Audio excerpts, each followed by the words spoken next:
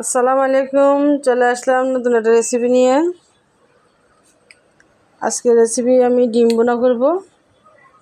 তার জন্য আমি 6টা ডিম নিয়ে নিয়েছি। এখানে ডিম বোনার জন্য মশলা নিয়েছি, পেঁয়াজ, একটা টমেটো কুচি নিয়েছি, কিছু কাঁচামরিচ কুচি। আমি মশলা মেশানোর জন্য একটা বাটি নিয়েছি, এক চামচ জিরা গুঁড়া, 1 চামচ মরিচ গুঁড়া, 1 চামচ হলুদ গুঁড়া, 1 চামচ জিরা গুঁড়া,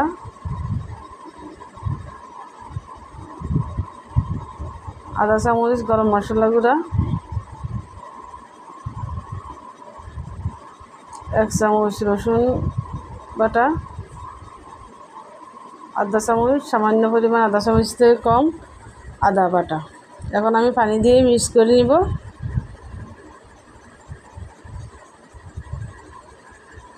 আমি রান্না করলে পানি দিয়ে মশলাগুলো আগে থেকে মিশিয়ে নিই, কারণ মিশিয়ে নিলে রান্নাটা করলে এভাবে করলে ভালো হয়, অনেক সুস্বাদু হয়। এখন ডিমগুলো আমি ছুলে নিয়েছি।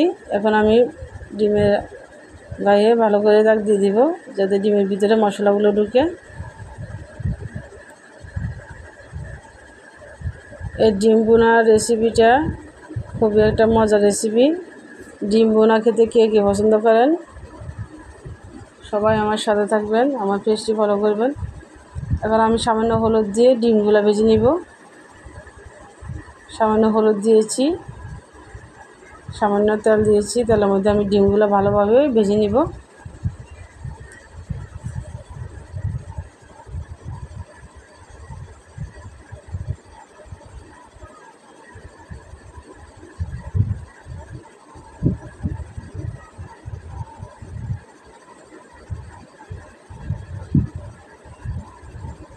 ডিম ভাজি হয়ে গেছে।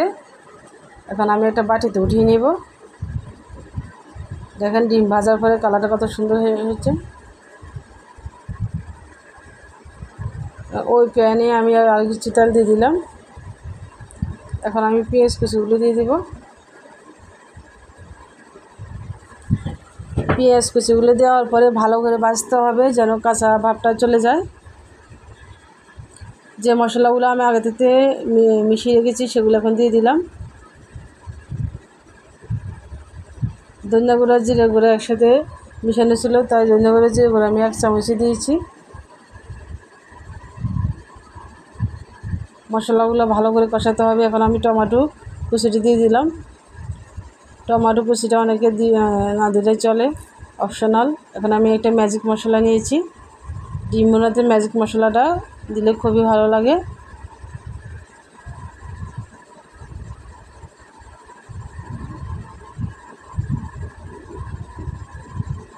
মশলাগুলো ভালো করে কষিয়ে নিতে হবে।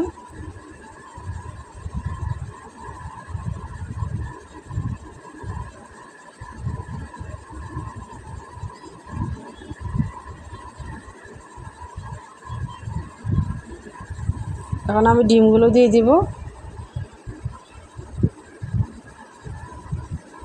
ডিম দেওয়ার পরে ভালোভাবে কষিয়ে নিতে হবে। আমি তেমন একটা ঝোল রাখবো না, একদম বুনা বুনা মাখা মাখা রাখবো। ডিম বোনার মধ্যে বেশি ঝোল ভালো লাগে না, একটু গামা গামা থাকলেই ভালো লাগে। এখন আমি ধন্যবাদ দিয়ে দিব,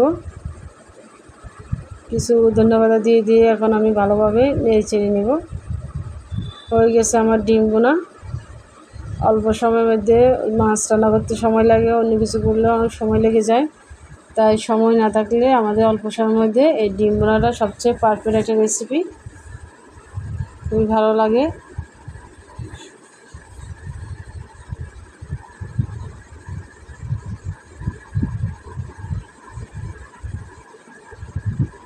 হয়ে গেছে আমার ডিম বোনা। এখন আমি একটা বাটিতে পরিবেশন করব।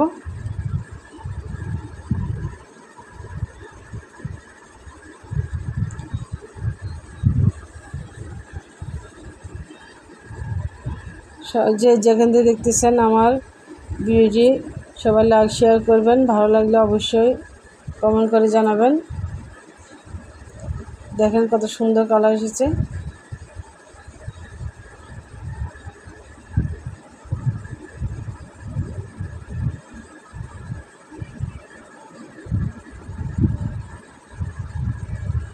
আমার খুবই পছন্দের একটা রেসিপি, আমি ডিম বোনা খেতে খুব পছন্দ করি।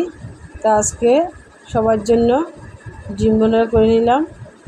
আপনারা বাসায় ট্রাই করতে পারেন, সময় কম থাকলে অল্প সময়ের মধ্যে ডিম বোনাটা করে নিতে পারেন।